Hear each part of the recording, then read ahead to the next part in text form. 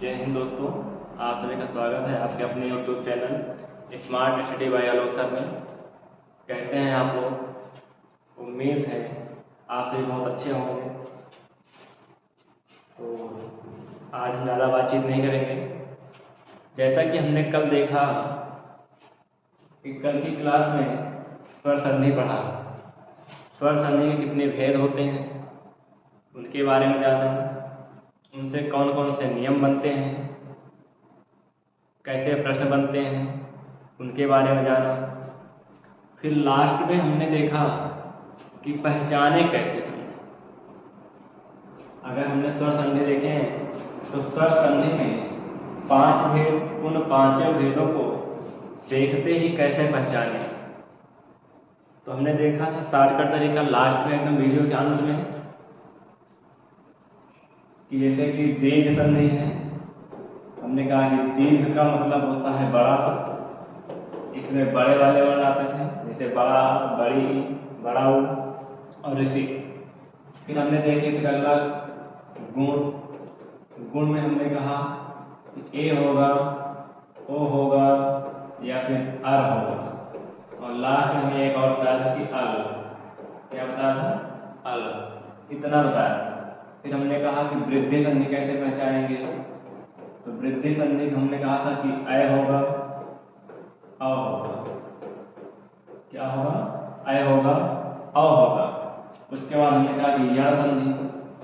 तो या संधि में हमने क्या देखा था कि या था, रा था, ला और वा ऐसे वर्ण थे, लेकिन इनके पहले आधा वर्ण होते हैं। यारा लावा होंगे, उनके पहले आधे वर्ण होंगे। फिर हमने आयात संधि में देखा था कि आयात संधि में क्या होता है। तो हमने कहा कि या मिलेगा और वा, ये दो ज्यादा वर्ण मिलते हैं। उनके पहले आधा वर्ण नहीं होगा, मतलब आधा वर्ण नहीं होगा। और यह संधि में आधा वर्ण होते थे, लेकिन आयात संधि में आधे वर्ण नहीं होते। आयात संधि की एक और पहचान है, ज्यादातर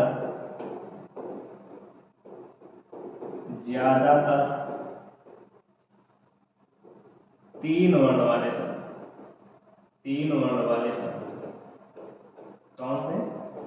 3 वर्ण वाले शब्द होते हैं। जैसे नयन, पवन, भवन, ऐसे शब्द ज्यादातर हमको कौन से मिलेंगे? 3 वर्णों वाले शब्द मिलेंगे। इतनी बात हो गई थी। आज हमारा जो टॉपिक होगा, आज का टॉपिक होगा व्यंजन संधि। क्या होगा? व्यंजन संधि। तो व्यंजन संधि क्या होता है? व्यंजन से ही दिख रहा है कि व्यंजन संधि की अगर परिभाषा की बात करें तो व्यंजन संधि की परिभाषा क्या होगी कि जब स्वर का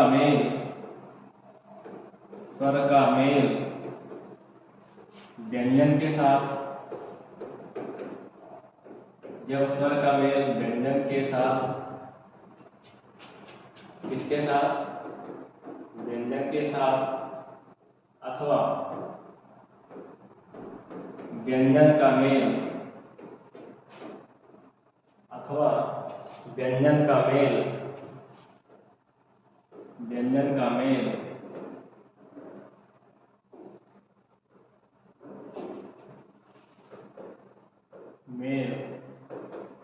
स्वर के साथ, या व्यंजन का मेल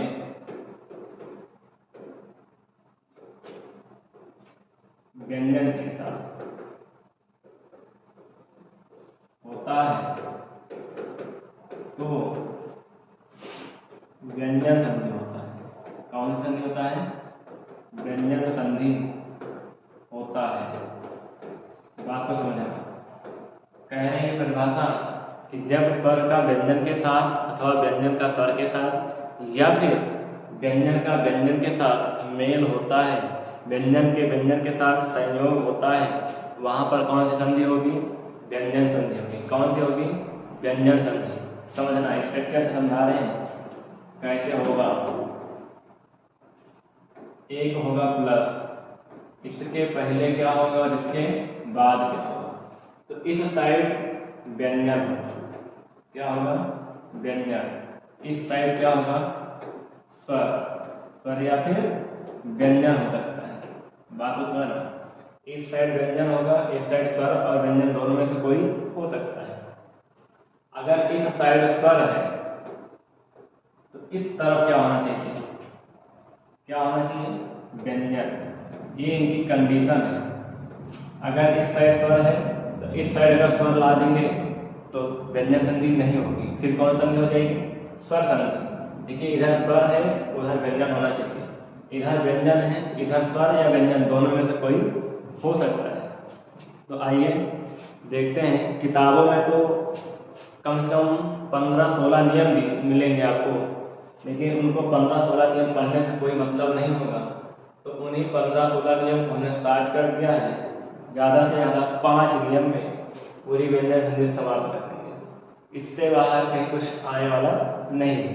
तो नियम पहला होगा, पहला नियम होगा, नियम पहला क्या कह रहा है? क्या कह रहा है पहला नियम? पहला नियम कह रहा है कि जब ता वर्ग के बाद, क्या कह रहा है? जब ता वर्ग के बाद, किसके बाद? ता वर्ग के बाद चा वर्ग आता है। कौन सा? चा वर्ग। ता वर्ग के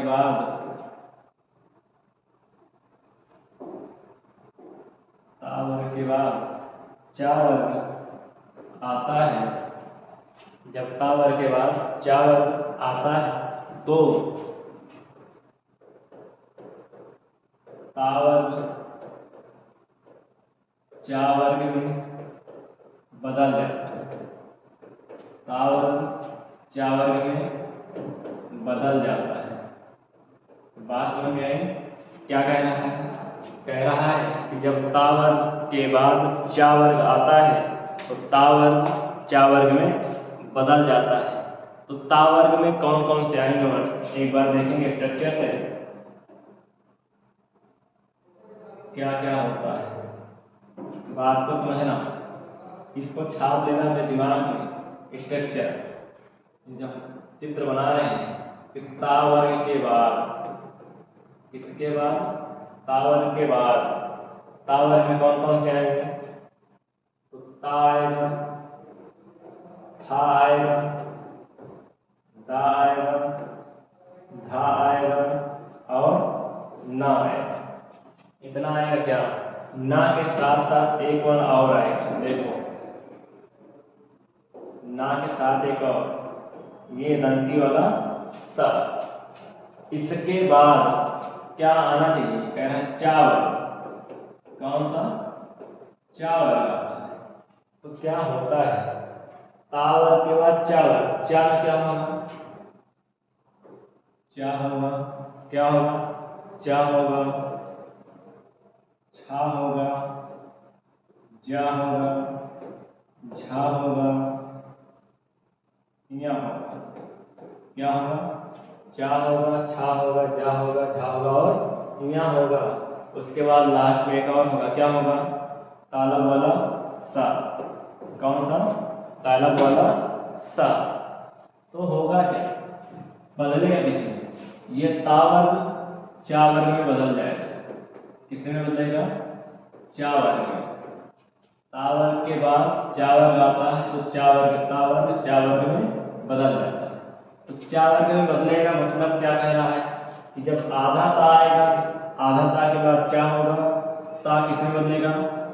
आधा चा में। किसमें बदलेगा?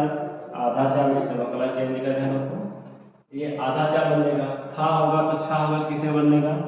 आधा छा में। किसमें बदलेगा? आधा छा। ये किसमें बदल जाएगा? आधा जा में। फिर किसमें बदलेगा? आधा झा में। बात को समझना, किस में बदलेगा? आधा झा में। फिर किस में बदलेगा? ये आधा या। फिर किस में बदलेगा? आधा सा। बात समझ में आई कि नहीं आई? समझना, कह रहा है कि जब ता वर्ग के बाद चा वर्ग आता है तो ये ता वर्ग चा वर्ग में बदल जाएगा। अगर मान लो जैसे उदाहरण बताएं कि ता आया है, ता के बाद चा आता है, ये मान लो प्लस का चिन्ह है, इसके पहले अगर ता आया है, ता के बाद अगर चा वर्ग आता है, चा आ गया तो ता किस में बदलेगा? ता चा में बदल जाएगा। किस में बदलेगा? ता चा में बदल जाएगा। इतनी बात समझ में आ गई? चलो उदाहरण देखते हैं। उदाहरण देखते हैं पहला।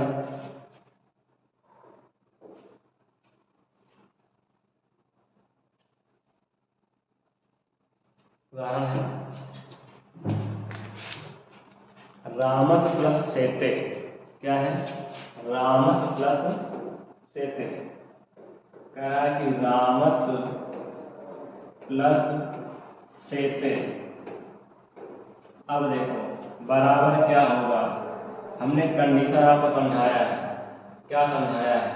कि तावर के बाद चावर आएगा तो ये तावर किस में बदलेगा? चावर।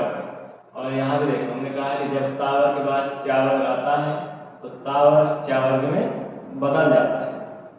समझेंगे? अब बताओ रामस प्लस सेते है। क्या है? रामस प्लस सेते है। ये तावर के अंतर्गत आया है क्या? तावर के अंतर्गत आया है क्या? तावर के बाद चावर आया है क्या? मतलब दंती सा के बाद तालब सा आया क्या? आया। तो दंती सा किस में बदलेगा? तालब सा में। तो ये सा के बदले कौन सा सा होगा? तालब में होगा। वो भी ये आधा है तो वो भी कैसा दिख रहा है? आधा ही दिख रहा है। इधर से क्या है? सेते। तो रामस प्लस सेते बराबर क्या होगा? रामस सेते।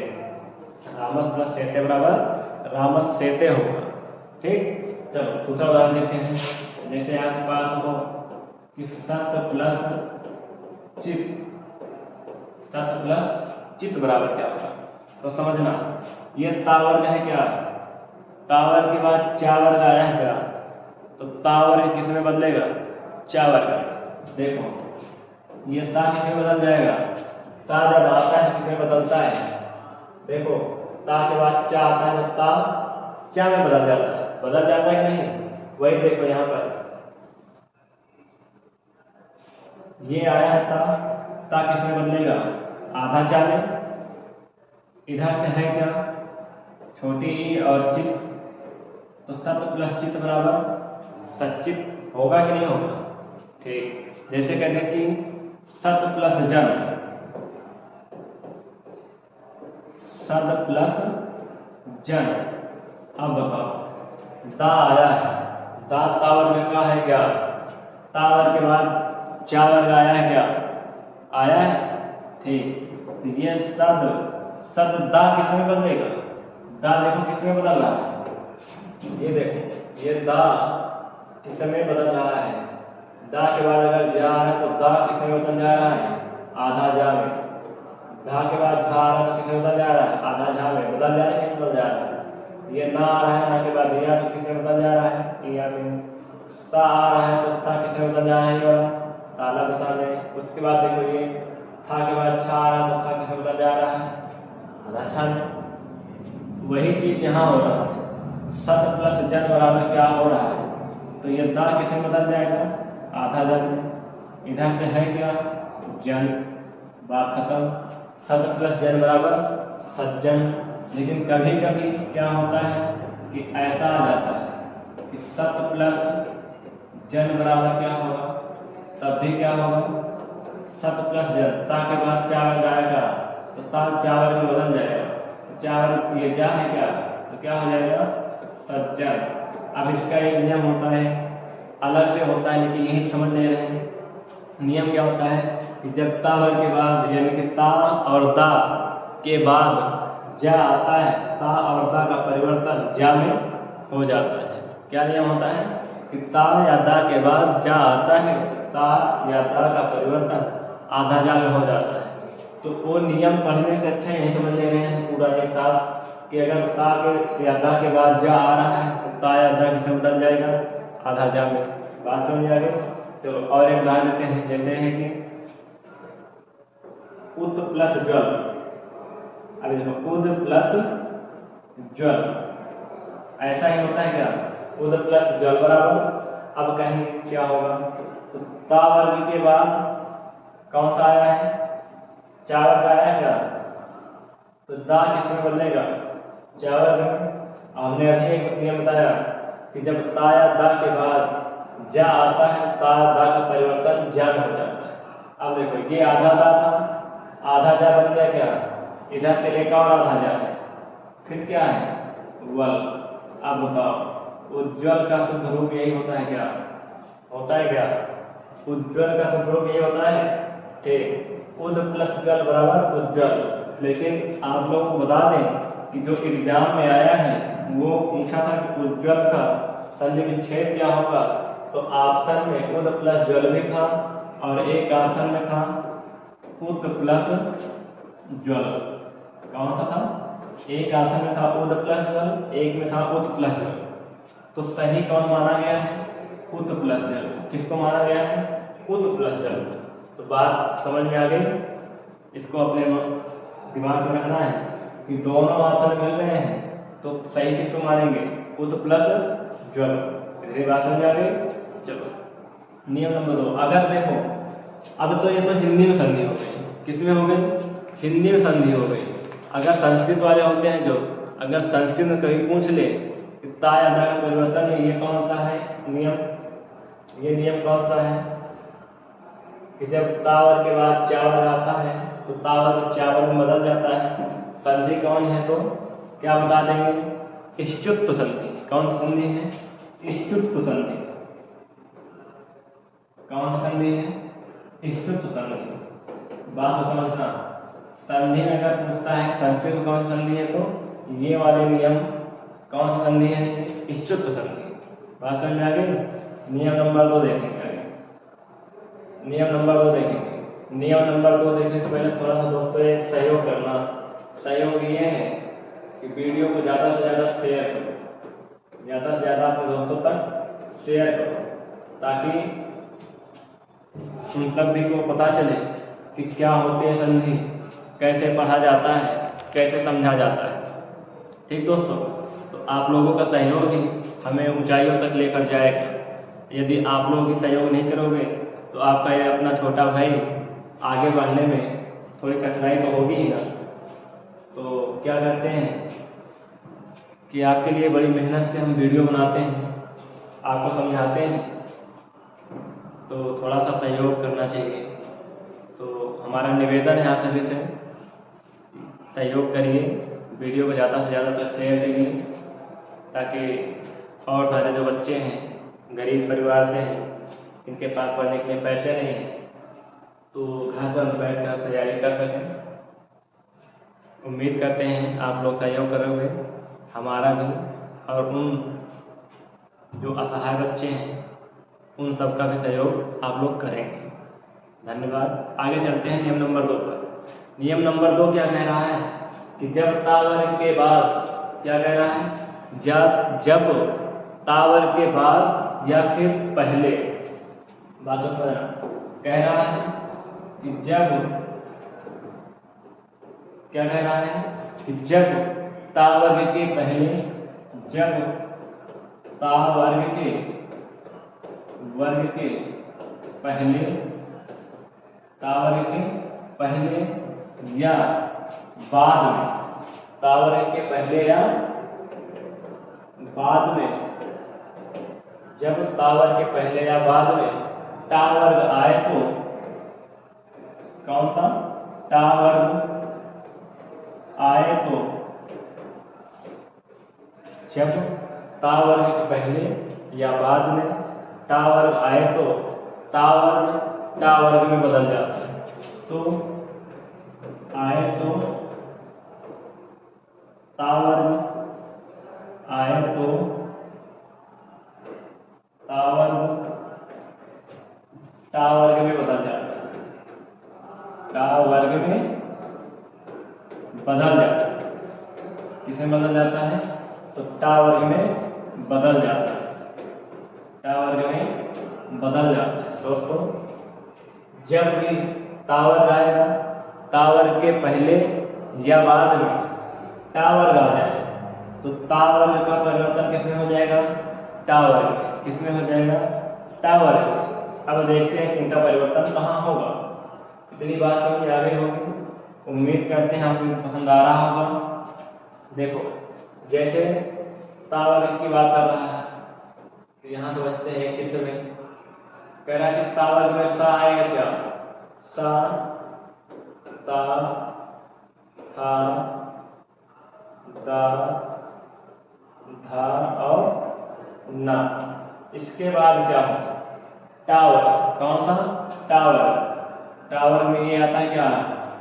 मूर्धन सा, फिर टा, था, डा,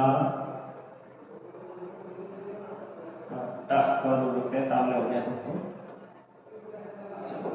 ये टा के बाद टा होगा, फिर ठा होगा, डा होगा, ढा होगा, फिर आ। कह रहा है कि जब तावर के बाद, किसके बाद? तावर के बाद या फिर पहले क्या आ जाए? टावर। कौन सा आ जाए? टावर। तो क्या होगा? इन टावर का परिवर्तन टावर में हो जाएगा। टावर का परिवर्तन टावर में हो जाएगा। मतलब कि अगर दंती सा के बाद मूर्धन सा या पहले मूर्धन सा आया है तो दंती सा किसमें बदलेगा? मूर्धन सा में बदलेगा। क्या बात समझ आ रही है? नहीं दिख रहा है? चलो नीचे करते हैं। इतनी बात समझ आई? किसमें बदलता है? मूर्धन सा। अगर ता के बाद टा आ रहा है तो किसमें परिवर्तित होगा? आधा टा में। क्योंकि तावर किसमें बदल जाएगा? टा में। यहाँ पर ये किसमें बदल जाएगा? तो आधा ठा में। किसमें बदल जाएगा? आधा ठा में बदल जाएगा। क्या इसका परिवर्तन किसमें होगा? इसमें। इसका परिवर्तन किसमें होगा? आधा ढा में। इसका ना का परिवर्तन किसमें होगा? अथा आना में। इतनी बात समझ में आ गई क्या? ठीक। तावर के बाद अगर मूर्धन सा या पहले भी मूर्धन सा आता है तो यह तावर मूर्धन सा में बदल जाता है। इतनी बात समझ आ गई? चलो अब उदाहरण देखते हैं। क्या देखते हैं? उदाहरण। इनको यहीं पर रखते हैं ताकि आपको दिखाई देता रहे। अब उदाहरण क्या है? उदाहरण में जैसे है कि तट प्लस टीका। क्या है? तट प्लस टीका। समझना, हमने कहा जब ता के बाद या पहले मूर्धन वाला आता है तो ता के चाहे पहले आए चाहे बाद में, टा आया है क्या? आया है तो ता किसमें परिवर्तित होगा? इसी टा में होगा कि नहीं? तो ये आधा ता था इसलिए आधा टा हो जाएगा। इधर से क्या है? टीका। तो तट प्लस टीका बराबर तट टीका। क्या हो जाएगा? तट टीका। बात समझ आ गई? जैसे दूसरा उदाहरण दें कि कहते कि रामस। क्या होगा? रामस प्लस टीकते। रामस प्लस टीकते।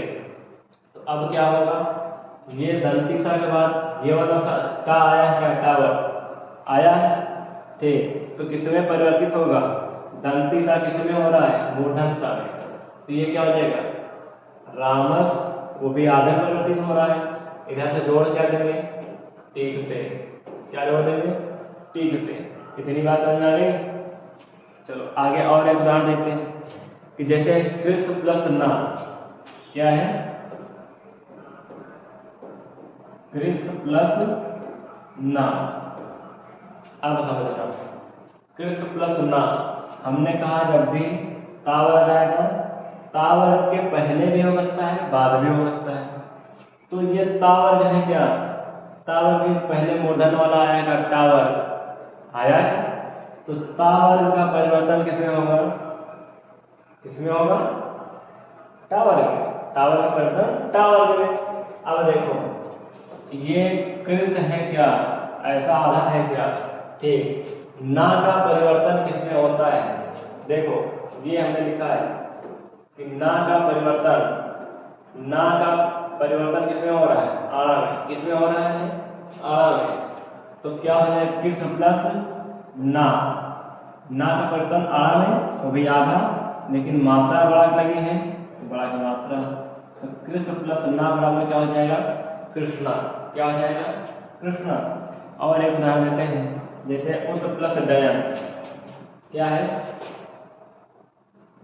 उद प्लस डयन, इसका क्या होगा, अब दा का परिवर्तन किसमें होगा, दा का परिवर्तन किसमें हो रहा है दा में, तो ये आधा दा, तो इधर क्या है डयन, तो उद प्लस डयन बराबर उड्डयन। उम्मीद है सबको समझ में आ रहा होगा, अच्छे से आ रहा है तो यह टाइप करो जल्दी से कमेंट बॉक्स में यह लिखो। अगला आगे देखते हैं, अगर इस संधि की बात करें कि संधि कौन सी है, तो कौन सी संधि है ष्टुत्व संधि। संस्कृत की बात करें तो ष्टुत्व संधि है, कौन सी है ष्टुत्व संधि। वो कौन सी थी ष्टुत्व संधि, ये ष्टुत्व संधि। नियम नंबर 3 पे आते हैं, नियम नंबर 3 क्या कह रहा है, थोड़ा सा देखते हैं नियम नंबर 3 क्या कह रहा है। नियम 3 ये क्या कहता है, क्या कहता है, कहता है कि किसी भी वर्ग का पहला वर्ण आए, किसी भी वर्ग का पहला वर्ण, नोट करना, किसी भी वर्ग का पहला वर्ण, किसी भी वर्ग का पहला वर्ण, नोट करते चलो, किसी भी वर्ग का पहला वर्ण के बाद, किसी भी वर्ण के पहले वर्ण के, किसी भी वर्ग के पहले वर्ण के बाद, पहले वर्ण के बाद, के बाद क्या होना चाहिए तीसरा चौथा वर्ण, कौन सा तीसरा या फिर चौथा वर्ण, किसी भी वर्ग के पहला वर्ण के बाद या पहले वर्ण के बाद किसी भी वर्ग का तीसरा चौथा वर्ण हो, क्या हो तीसरा चौथा वर्ण हो, या फिर कोई स्वर हो, या फिर कोई स्वर हो, क्या हो कोई स्वर हो, या फिर अंतःस्वर। अब अंतःस्वर क्या है, वर्ग क्या है, किसी को वर्ग नहीं समझ में आ रहा है तो भाई साहब पिछला वीडियो वर्णमाला का पढ़ो व्यंजन, व्यंजन में हमने 25 व्यंजन थे का से लेकर मां तक, उनको वर्गों में बांटा था, तो वर्ग जाके वहाँ पे देख लेंगे कि कौन सा क्या वर्ग होता है, किस वर्ग में कौन कौन से वर्ण आते हैं, उनका नाम क्या होता है, वहाँ पे पता कर लेना।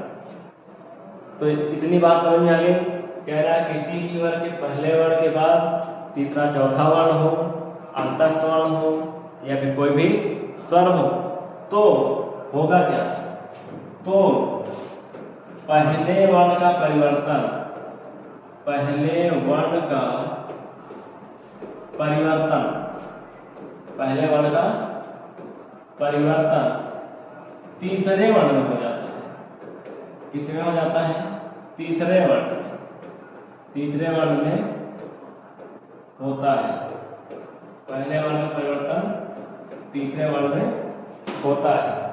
कैसे देखेंगे, किसी भी वर्ग का, किसी भी वर्ग का मतलब कह रहा है कि का होगा, क्या होगा, कौन कौन से होते हैं देखो, किसी वर्ग का पहला वर्ग का वर्ग, क्या होगा, टा होगा, ता होगा, या फिर पा होगा। कह रहा है इनका परिवर्तन किसमें होगा, इसके बाद की शर्त क्या है, क्या होनी चाहिए, किसी भी वर्ग का पहला वर्ण के बाद कोई तीसरा चौथा वर्ण हो, कौन सा हो तीसरा चौथा वर्ण हो, या फिर कोई स्वर हो, या फिर कोई स्वर हो, या फिर अंतःस्वर, कौन से हो अंतःस्वर हो, तो होगा क्या इन सभी का परिवर्तन, यानी कि का परिवर्तन किसमें हो जाएगा तीसरे वर्ण, किसमें हो जाएगा तीसरे वर्ण। तीसरा वर्ण कौन सा है गा, तीसरा वर्ण कौन सा है गा। कहने की बात यह है कि अगर का के बाद तीसरा चौथा वर्ण आता है या स्वर आता है, अंतःस्वर आता है, तो का परिवर्तन किसमें होगा गा में। वहीं अगर चा के परिवर्तन की बात करें तो चा का परिवर्तन किसमें होगा? जा में। किसमें होगा? जा में। वहीं अगर टा की बात करें तो किसमें होगा? तो किसमें होगा? डा में। किसमें परिवर्तन होगा? डा में। अगर वहीं ता की बात करें तो ता का परिवर्तन किसमें होगा? दा में। किसमें होगा? दा में। अगर वहीं पर बात करें पा का परिवर्तन किसमें होगा तो आप कहेंगे कि बा में। किसमें? बा में। बात समझ आ गई? एक हमने बता दिया, वही यह सब में लगेंगे कि का के बाद तीसरा चौथा वन आता है या फिर कोई स्वर आता है या फिर आता है तो होगा क्या? पहले वर्ण का परिवर्तन तीसरे वर्ण में होगा। नियम नंबर बहुत सारे बन जाएंगे। अगर इनका नियम रहा 1, इसका 2, इसका 3, इसका 4, इसका 5, 5, 5, 10, 15 नियम हो जाते हैं। कैसे? एक बार बताते हैं कि का का परिवर्तन गा में, फिर बताते हैं कि चा का परिवर्तन जा में, फिर अगला नियम बताते हैं कि टा का परिवर्तन दा में। तो ये बहुत सारे नियम बन जाते हैं। तो हमने एक में ही जोड़ दिया है। ऐसा सब कुछ इसमें समझ में आ जा रहा होगा कि का का परिवर्तन गा में होगा, चा का छा में होगा। तो ये बात समझ में आ गई। चलो अब देखते हैं उदाहरण। उदाहरण क्या है? जैसे है आपके पास कि वाक प्लस ईस। क्या है? वाक प्लस ईस। अब क्या होगा? देखो हमने कहा नियम बता रहा है किसी भी वर्ग का पहला वर्ण है क्या? ठीक, पहला वर्ण है, उसके बाद कोई स्वर हो सकता था या फिर किसी भी वर्ग का तीसरा या फिर चौथा वर्ण हो सकता था। इतनी बात समझ आई है? तो कोई स्वर दिख गया क्या? ठीक, तो का परिवर्तन किसमें हो जाएगा? गा में। वो भी आधा, लेकिन बगल में इनके है क्या? स्वर। बड़ी मात्रा है तो बड़ी मात्रा लगा देंगे। बचा क्या? सा। तो वाक प्लस ईस बराबर वागीस। वाक प्लस ईस बराबर वागीस। इतनी बात समझ आ गई? चलो और आगे देखते हैं। जैसे है अच प्लस अन। अच प्लस अन। आप बताओ, हमने कहा चा वर्ग है, चा वर्ग का पहला वर्ण है, चा के बाद कोई स्वर है या अगर स्वर ना होता किसी भी वर्ग का तीसरा चौथा वर्ण होता, वो भी ना होता तो कोई अंतस्थ वाला वर्ण होता, जैसे या रा लावा होता। तो मिल गया हमें स्वर। अब इस चा का परिवर्तन किसमें होगा? देखो ये चा का परिवर्तन हमें किसने बताया है? चा का परिवर्तन जा। तो क्या ये जा बनेगा? क्या क्या बनेगा? ये आधा जा बनेगा क्या? ठीक, लेकिन इनके पड़ोस में है कौन? स्वर। स्वर है तो ये पूरा हो जाएगा क्या? कहोगे हाँ। फिर इधर से बचा क्या? आधा ना और ता लिख देंगे। अच प्लस अंत बराबर क्या बन जाएगा? अजन। क्या बन जाएगा? अजन। उसी प्रकार हम देखते हैं एक और।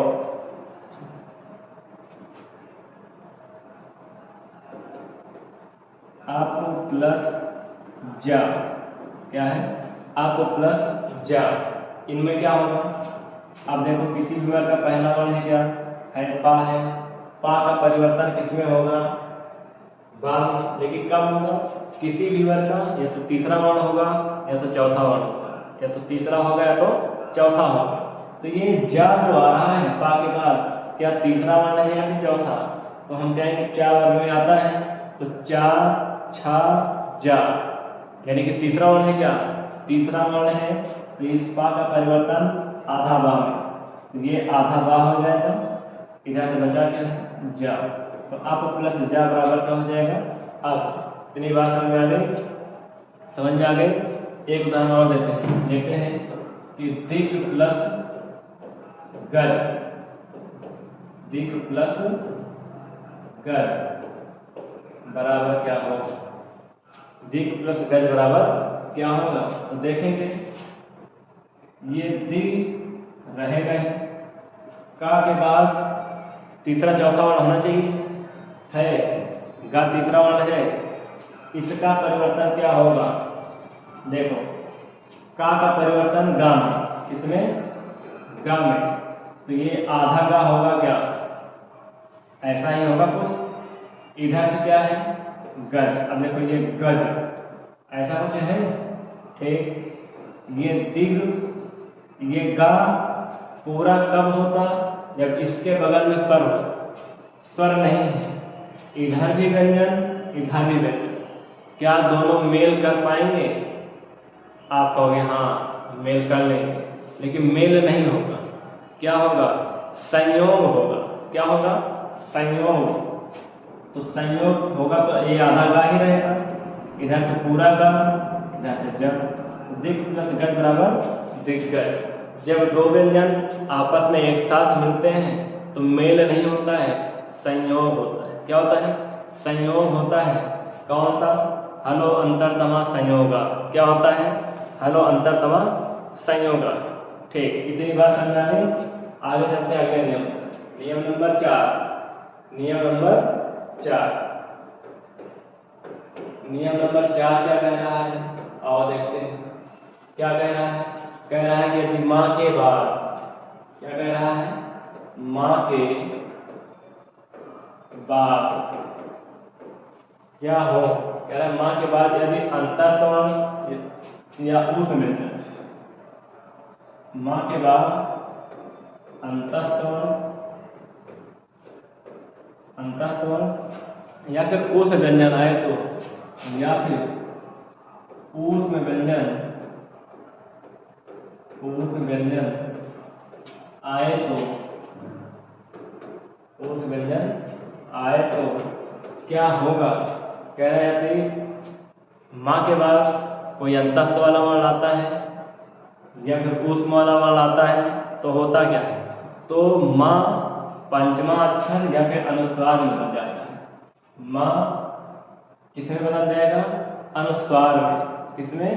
अनुस्वार में। तो माँ अनुस्वार में बदल जाता है। अनुस्वार या पंचम वर्ण, अनुस्वार या पंचम वर्ण में बदल जाता है, बदल जाता है। यानी बात समझे? माँ अनुस्वार या पंचम वर्ण में कब बदलेगा? जब माँ के बाद अंतस्थ वाला वर्ण आए या फिर ऊष्म वाला वर्ण आए तब। देखते हैं थोड़ा सा उदाहरण में। जैसे सम प्लस यम, सम प्लस यम बराबर क्या होगा? तो देखो हमने कहा कि माँ के बाद कोई भी अंतस्थ वर्ण आए या ऊष्म वर्ण आए। अब अंतस्थ वर्ण क्या होते हैं, ऊष्म वर्ण क्या होते हैं? यदि आपको नहीं पता है तो आप वर्णमाला का पिछला पार्ट 3 वीडियो देखो, उसमें सब कुछ क्लियर हो जाएगा। तो ये माँ किसमें बदलेगा? अनुस्वार में। अनुस्वार क्या होता है? ऐसे बिंदी होती है।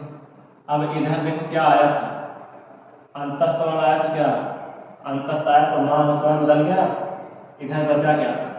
यम। तो सम प्लस यम बराबर क्या होगा? संयम। क्या होगा? संयम। जैसे एक और उदाहरण दें कि सम प्लस वार क्या होगा? इसका विच्छेद बताओ। सम प्लस वार का विच्छेद, तो आप कहेंगे कि सम होगा। क्या होगा? सम होगा। उधर से क्या होगा? वार। क्या होगा? वार। क्यों? क्योंकि माँ के बाद अगर अंतस्थ वाला वर्ण आए तो माँ अनुस्वार में बदल जाएगा। बात समझ आ गई? चलो और देखते हैं एक उदाहरण। जैसे कि संपूर्ण, संपूर्ण, अगर संपूर्ण का संधि विच्छेद पूछे तो क्या बताओगे? यही बताएगा कि ये आधा सम होगा, इधर से क्या होगा? पूर्ण होगा। बात समझ आ गई? कैसे? हमने कहा जब माँ के बाद कोई अंतस्थ व्यंजन आए या ऊष्म व्यंजन आए। अब देखो यहाँ पर अंतस्थ ऊष्म नहीं आ रहा है, नहीं आ रहा है तो ये माँ परिवर्तित नहीं हो रहा है, परिवर्तित नहीं हो रहा है। तो क्या बन जा रहा है? ये जैसा का जैसा है वैसा का वैसा ही लिख उठ रहा है। बात समझा गई? तो सम प्लस पूर्ण बराबर संपूर्ण हो गया। एक उदाहरण जैसे हम बोले कि सम प्लस हार। क्या बोले? कि सम प्लस हार। समझो हमने कहा कि माँ के बाद कोई अंतस्थ वर्ण हो या ऊष्म वर्ण हो। अंतस्थ नहीं है, ऊष्म है। ऊष्म व्यंजन क्या होते हैं? तीनों प्रकार के सा और हा। बात समझ आ रही है? तो ये हा है क्या, तो माँ अनुस्वार का रूप लेगा क्या, जी लेगा। इधर से बचा क्या, हार। बात समझ आई। सम प्लस हार बराबर संहार, सम प्लस हार बराबर संहार। आगे चलते हैं, उम्मीद है सबको समझ में आ गया होगा। चलो मैं कहता हूँ कि सुबह पढ़ो या रात को, हमेशा दिल में रखो इस बात को। सुबह पढ़ो या रात को, हमेशा दिल में रखो इस बात को कि सफल बनाना है एक दिन अपने आप को। सफल बनाना है एक दिन अपने आप को, तो अपनी मेहनत को बेकार नहीं जाने देना है। सफल होकर दिखाना है, वर्दी पहन के दिखाना है। ये सपना अपने मन में रखो, अपने दिल में रखो, किसी को बताना नहीं। चलो नियम नंबर 5 कह रहा है, नियम नंबर 5 कह रहा है कि यदि ऋषि या फिर रा हो या फिर मूर्धन वाला सा हो, ऋषि हो, रा हो, मूर्धन वाला सा हो के बाद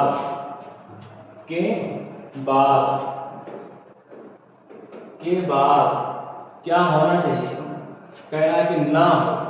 क्या हो, ना हो। ऋषि मूर्धन वाला सा रा के बाद ना हो, नहीं दिखाई दे रहा है। क्या हो, ना हो। तथा उसके पहले, तथा इसके बीच में या उसके पहले, तथा इसके बीच में, इसके बीच में कोई स्वर हो, कोई स्वर हो। बात समझ में आ रही। इसके बीच में कोई स्वर हो, स्वर हो या का वर्ग हो। क्या हो, का वर्ग हो या पा वर्ग हो, या पा वर्ग हो, या पा वर्ग हो, अनुस्वार या वाह हो, अनुस्वार या वाह हो। कितने वर्ण होने चाहिए, कितने वर्ण, कह रहा है कि ऋषि रा और सा के बाद ना हो, इन दोनों के बीच में क्या हो, कोई स्वर हो। बात समझ नहीं आ रही। देखो कह रहा है कि ऋषि रा और सा के बाद ना हो, लेकिन इन दोनों के बीच में क्या हो, बीच में क्या हो, कोई स्वर हो। उसके बाद देखो कावर हो, चाहे पावर हो, चाहे अनुस्वार हो, चाहे या हो, वाह हो, हा हो, अगर ये सब होते हैं तो ना का परिवर्तन, तो ना का परिवर्तन आड़ा में हो जाता है। किसमें हो जाता है, आड़ा में हो जाता है। बात समझ आएगी। ना का परिवर्तन आड़ा में हो जाता है या ना फिर आड़ा में बदल जाता है। इतनी बात समझ में आ गई। चलो जैसे उदाहरण देखते हैं। उदाहरण में क्या है, कैसे है कि प्रा प्लस मा, प्रा प्लस मा। हमने कहा कि इस साइड प्लस क्या होना चाहिए, ऋषि हो, रा हो या फिर मूर्धन वाला सा। इधर क्या निकला है, इस आधे पाप करेंगे, इधर रा निकला है। क्या है, रा है क्या, इधर क्या है, मान। हमने कहा इधर रा होना चाहिए, चाहे ऋषि हो चाहे मूर्धन वाला सा हो, इधर ना हो, है क्या, ठीक। दोनों के बीच में स्वर होने चाहिए, दोनों के बीच में स्वर है क्या, इसको अलग करें तो ऐसा निकल आएगा। अब मतलब स्वर है, अगर स्वर है तो होगा क्या, इस ना का परिवर्तन केवल और केवल आड़ा में हो जाएगा बस। तो ये प्रा ऐसा ही रहेगा, मा ऐसा ही रहेगा, ना का परिवर्तन किसमें हो जाएगा, आड़ा में।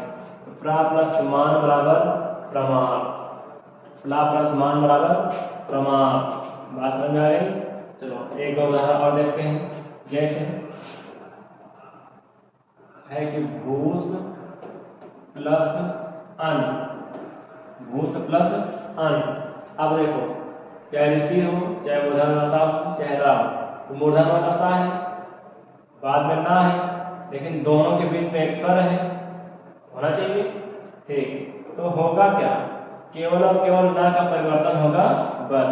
ये आधा सा है, लेकिन इनके गुणगम में है स्वर, पूरा हो जाएगा। ना का परिवर्तन किसमें जाएगा, आधा। तो भूस प्लस ना बराबर भूसा। ये बात समझे कि नहीं, बोलो हाँ, समझ में आई नहीं है? ठीक, आगे देखेंगे। जैसे ऋषि हो, क्या हो, ऋषि हो, और इधर से आड़ा ना, क्या हो, ना। अब बताओ, ना ऋषि है, ऋषि के बाद ना है, तो होगा क्या, ना का परिवर्तन हो जाएगा आड़ा, किसमें, आड़ा। तो ऋषि प्लस ना बराबर ऋण, ऋषि प्लस ना बराबर ऋण। उसी प्रकार एक और देखेंगे कि है त्रिश, त्रिश प्लस ना, त्रिश प्लस ना बराबर क्या होगा, तृष्णा। क्या होगा, तृष्णा। उसी प्रकार कृष्ण प्लस ना, उसी प्रकार कृष्ण प्लस ना बराबर क्या होगा, कृष्णा। क्या होगा, कृष्णा। बात समझ में आ गई? चलो ठीक है दोस्तों, उम्मीद है आप सभी को समझ में आया होगा बहुत अच्छे से। ऐसे ही वीडियो देखने के लिए हमारे चैनल को सब्सक्राइब करें, स्मार्ट स्टडी बाय आलोक सर, और बेल आइकन को दबाएं ताकि आपको हमारे आने वाले समस्त वीडियो की नोटिफिकेशन आप तक पहुंचते रहें और आप अपनी तैयारी को बेहतर करते रहें। तो आज के लिए बस करते हैं दोस्तों। आज हमने पढ़ा क्या, व्यंजन संधि। व्यंजन संधि के हमने आपको बताया कि आप किताबों में पढ़ेंगे तो 15 से 16 में 20 नियम पहुंच जाएंगे, लेकिन हमने उनको 60 में करके सब कुछ 5 नियम में समाहित कर दिया है। तो उम्मीद है आप सभी को समझ में आया होगा। जय हिंद दोस्तों, मिलते हैं कल विशाल संधि के साथ।